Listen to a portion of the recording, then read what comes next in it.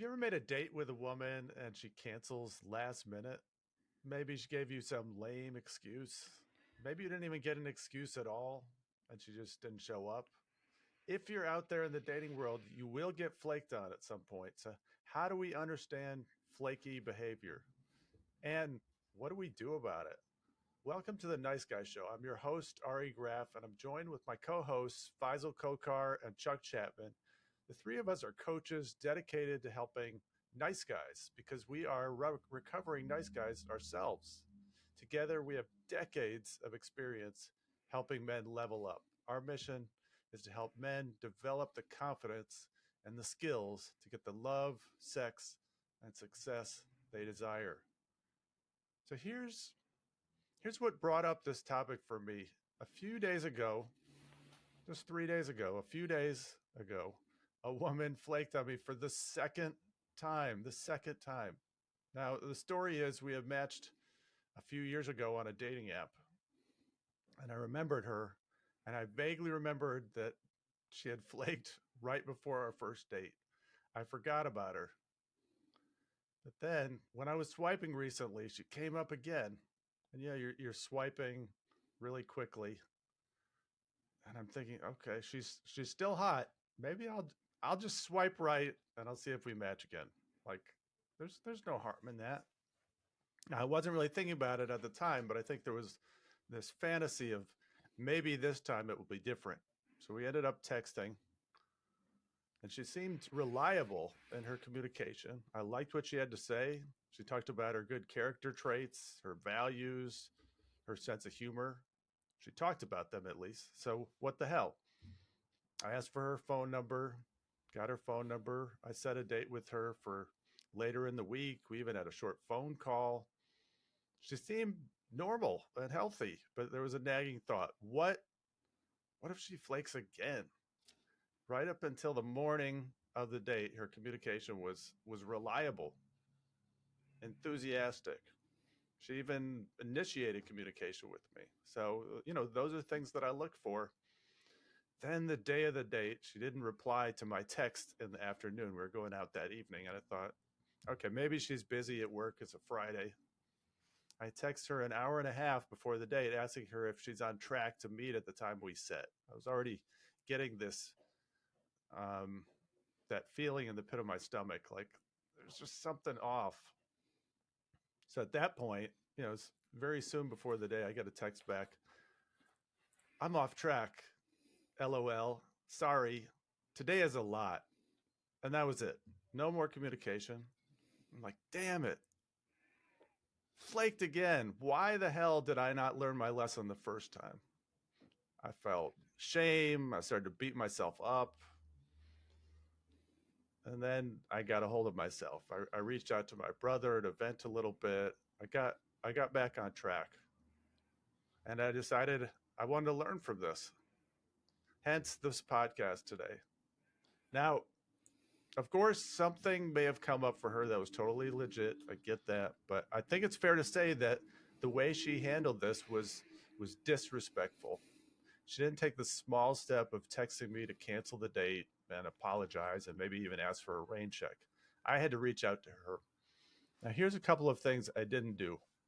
I didn't trust that her previous flaking on a date was a sign of her character.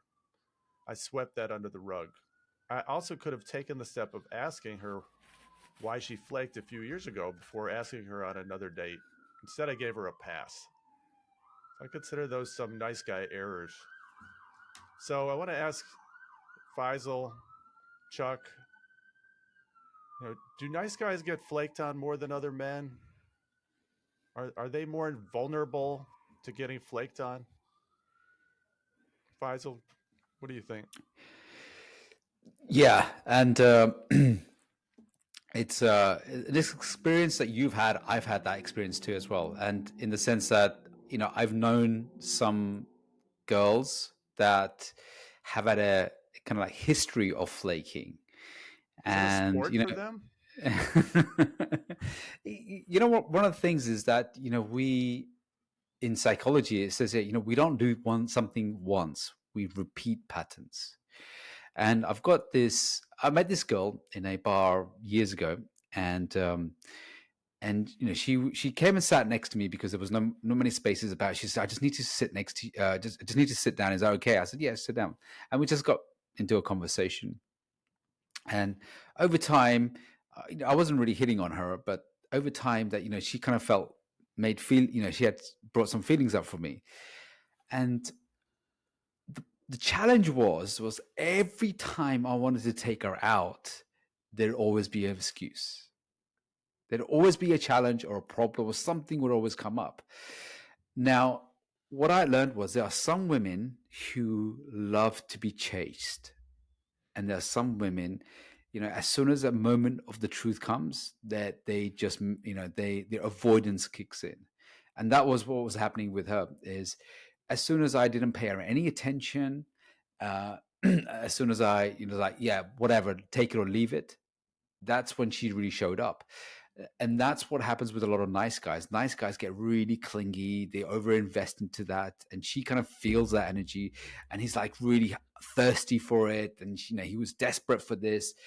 And what happens is that there's some aspects of her, she might be thinking, well, is he going to be too clingy? Is he going to get too needy? So that's one aspect to it. Or there's another aspect to it. She's got a lot of unresolved abandonment issues, that she goes from abandonment to engulfment, abandonment to engulfment. And I see that there are some girls that, are showing up. And a lot of guys, nice guys, end up selecting and interacting with those type of women. It's a recipe for misery. Chuck, what about you? Have you been flaked on? Oh yeah, I think every guy's probably been flaked on once or twice. And I think the thing is, you have to remember, Dr. Glover talks about this in his Dating Essentials for Men. You want to get to rejection quickly.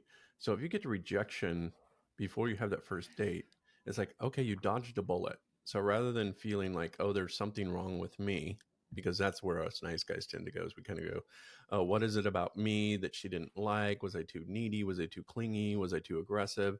And we start questioning all of these things rather than saying to ourselves, oh my gosh, I dodged a bullet, because if she flaked on me on this date, what's she going to be like, in a long-term relationship?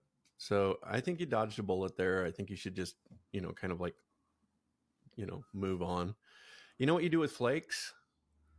You flip them off your shoulder.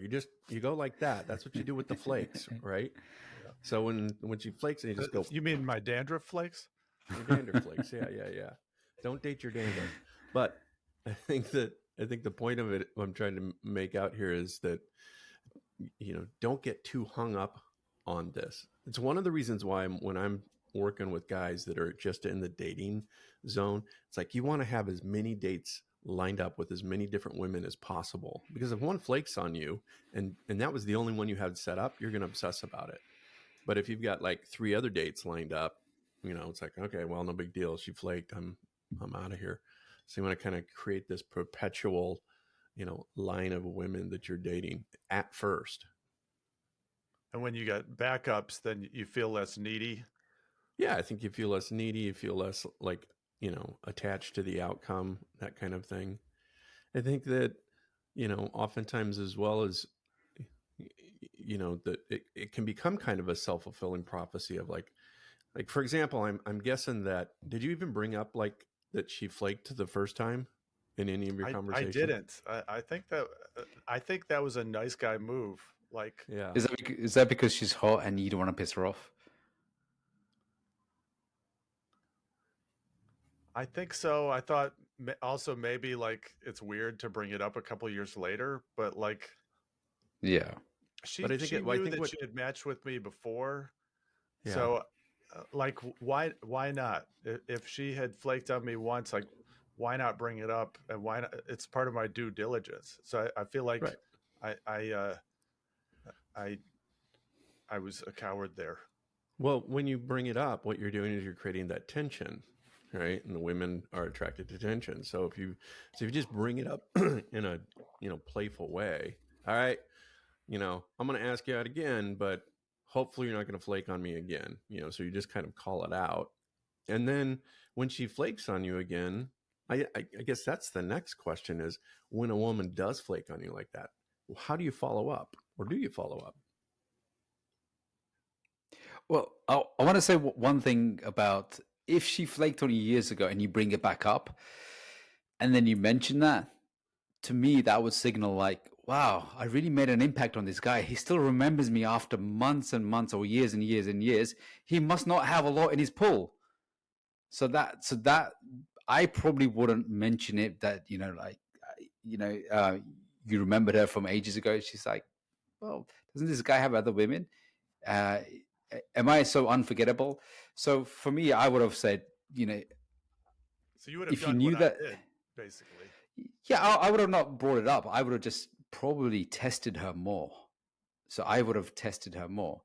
And women who are flake, so for example, things I teach when I'm teaching guys about dating and managing this one, like I love what Chuck said, just brush it off. So I call it handle their rejection, handle ghosting, handle any kind of flakes charismatically. Like a charismatic man will have all of these situations like, cool, no worries. It's that energy of take it or leave it. My world is still good. Yeah, what nice guys tend to do is ruminate about it. What did I do wrong? Could I have done this? Could I have done this? Yeah, do that with your coach. Do that with your team, just to find out some of the strategies you might have had in there. But it's not about something that you have to ruminate about, because when you have lots of options, you'd be like, okay, cool, take it or leave it. So handle that charismatically. If that ghosting, the flakes upsets you, and it does a lot of guys, and it upset me. It did get me. I took it personally, and I was like, damn it, it made it all about me. It means that you haven't done enough work. Your masculine energy is way too low. You're easily attached. You've got an emotional fracture. You become obsessed with women. You focus too much women. All the relationship is apart on that. So therefore, if you're like, yeah, cool, I'm not invested in this date as much. If she flakes, that's cool. Next time, so for example, if you knew that she was a flake, what I would do is I'd have more tests. I'd have more tests going in. So, for example, if I was to meet a girl and, if I was to travel into London, to meet a girl, what I would do is I would have her go more out of her convenience than my convenience the second time round. I'll say, like, is she willing to go out? Is she really that interested? And some women just love the fact that they love to connect on the dating apps. They just love the constant connection, the validation and approval. They don't really want the date. They just like the highs and lows of that. So you have to filter out for those women. There are genuine women on dating apps as well. I'm not saying there isn't, but you got to filter those out who are hedonistic on about, I got a date, and yes, and that's all it's my coach called it. There are some people who just love the idea of falling in love, but not doing the rest. For sure. Yeah, I love this idea of testing them more to gauge their interest. Well, and that's kind of what I was saying. If you brought up the flaking thing, if you brought it up, you use it as banter, as a test of, not like, oh, you flaked on me last time, you're not going to do it again, are you? But you use it as just kind of a, like a joking thing of where, you would use it as a just kind of fodder for a little bit of a flirtation,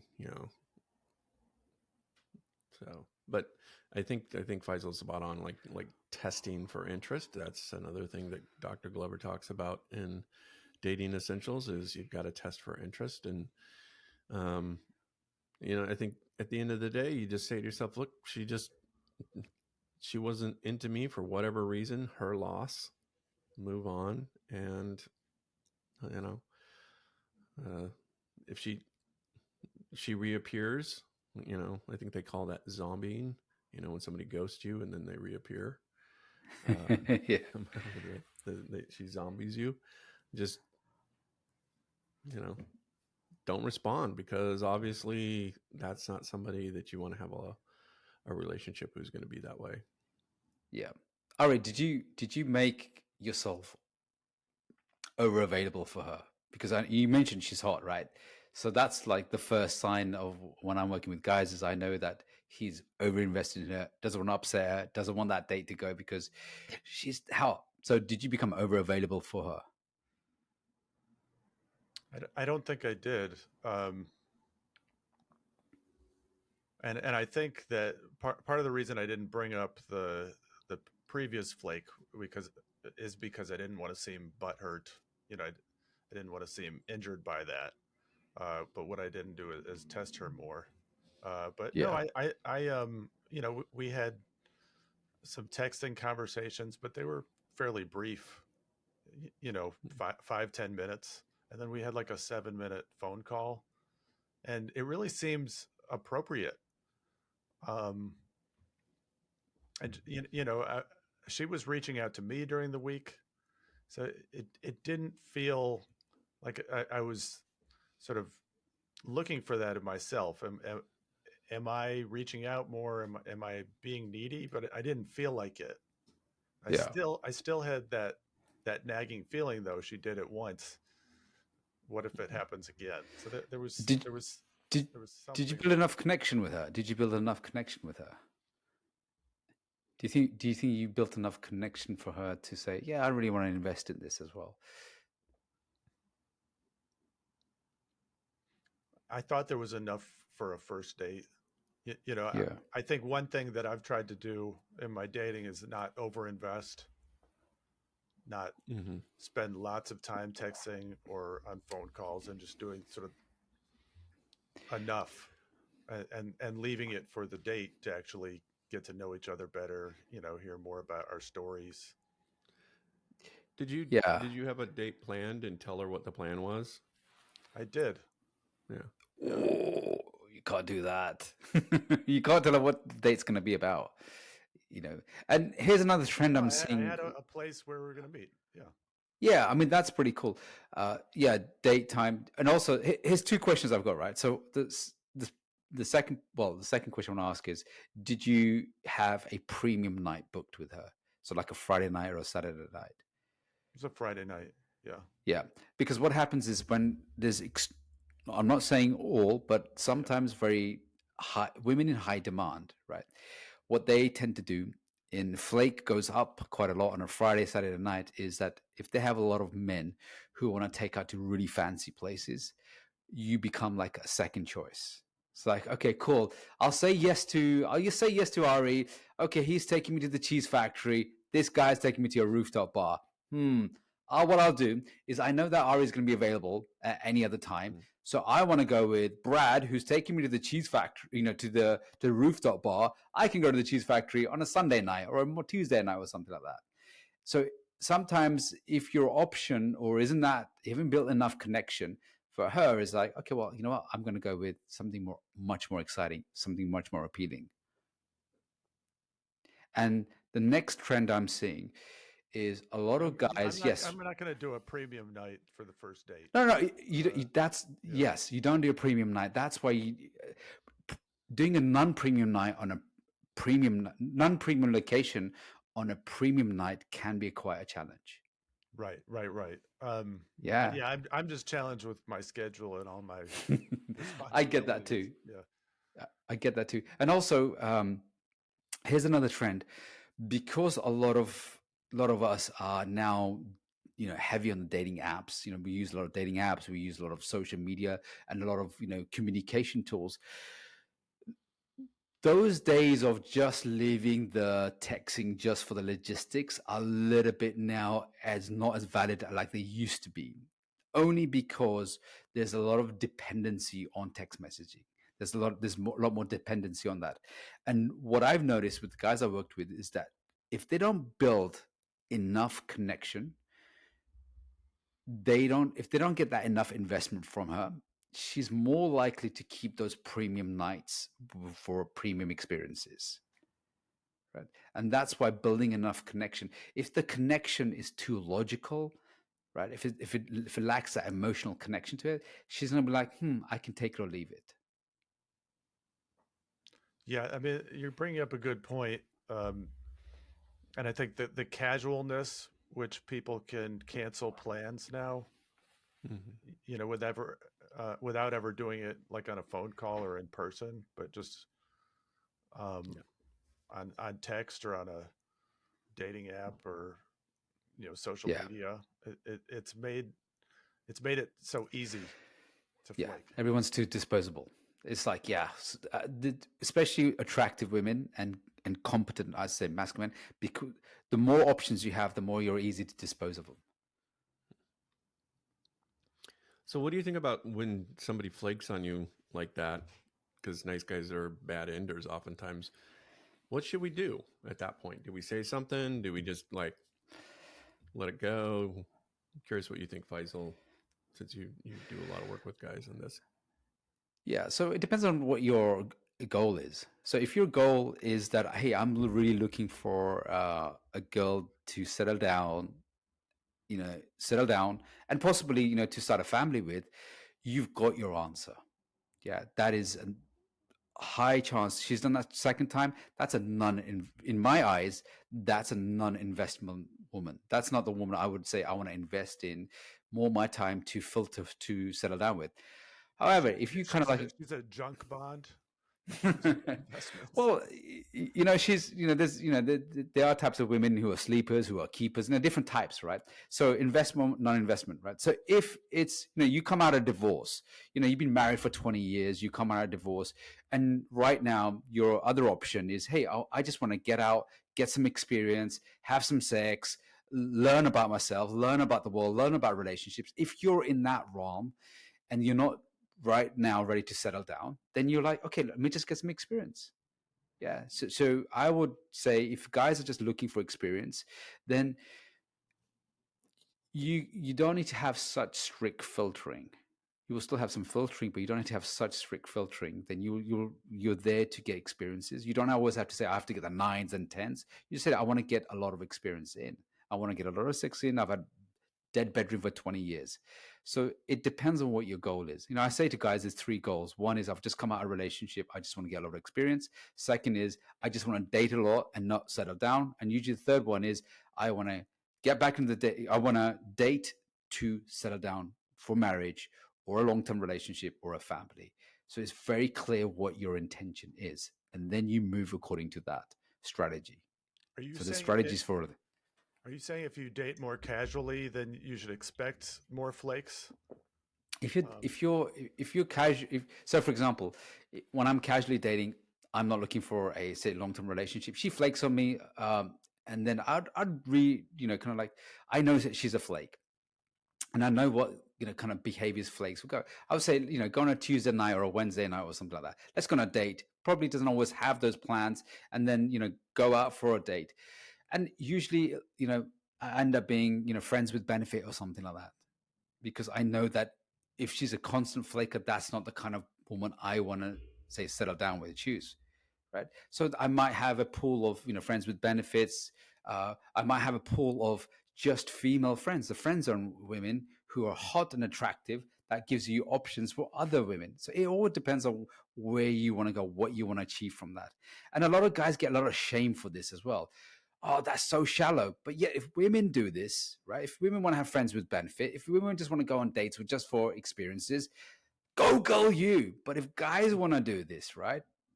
It's a big problem. No, it's not a big problem. As long as you're open and direct with it and you're conscious and you're clear about what you want and you know what you want, then there isn't a problem. If you're hiding it, lying it, like nice guys do, then it's a problem. So you don't think it's worth any kind of text if like in Ari's case, any kind of response back at this point?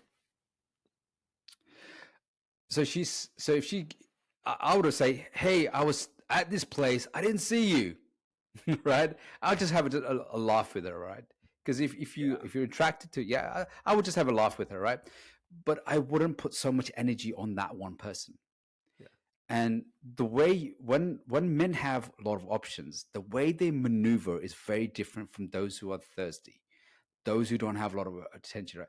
Women can instantly tell when you have a lot of options. You become magnetic to them, right? Because the way you move, the pattern. So, for example, this is such an important rule to remember. When you don't have options, you move, you text like the average guy, you behave like the average guy, you ask her out like the average guy, and she's experienced that so many times. Men who are very good with women, right, don't text like the average guy. Not unavailable. They're not available like the average guy, right? So to her, that pattern is picked up and saying, this isn't the average guy I'm dealing with. So therefore, he'll get priority. If it's the average guy, I know exactly how to handle the average guy. So guys who are in demand don't move like they're like the average guy. They're not available like the average guy. They don't respond like the average guy. They don't deal with situation like the average guy. It's the non-average guy she's looking for. And then she gets picked, and those guys get picked up on the radar. And those are the guys that she goes out with. So I think maybe the answer to this would be, Ari, you send a dick pic and then you say, you're lost.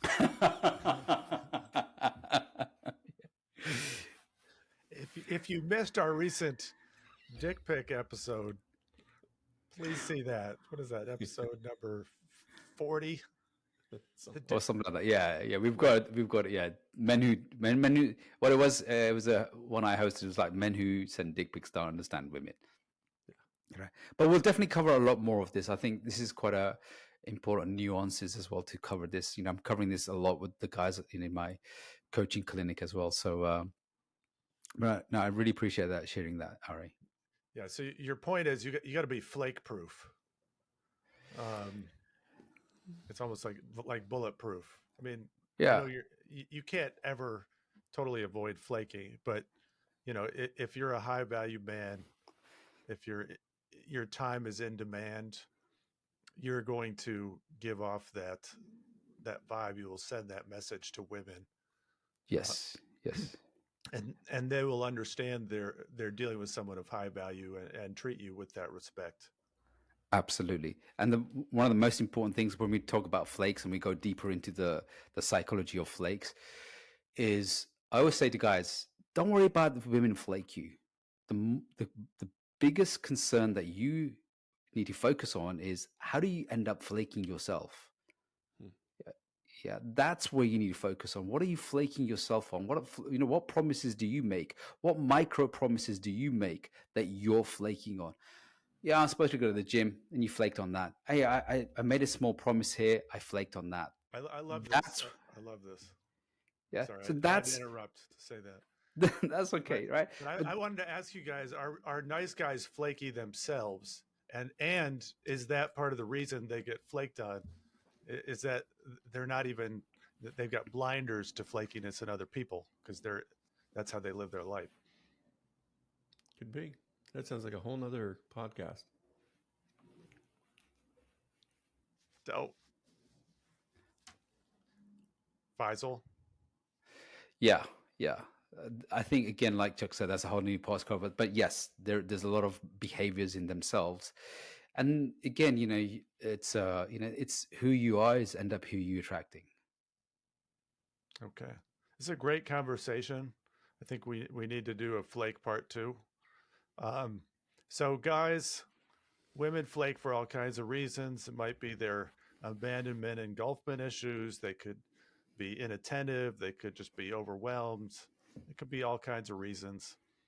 Don't take it personally, but do look to see if it's a pattern, and do look at your whole approach to dating. And if you're dating as a high value man and sending that message to people, if you like this episode, I highly recommend you check out the 6 reasons nice guys suck at dating, number 21. So thanks for being part of the Nice Guy Show.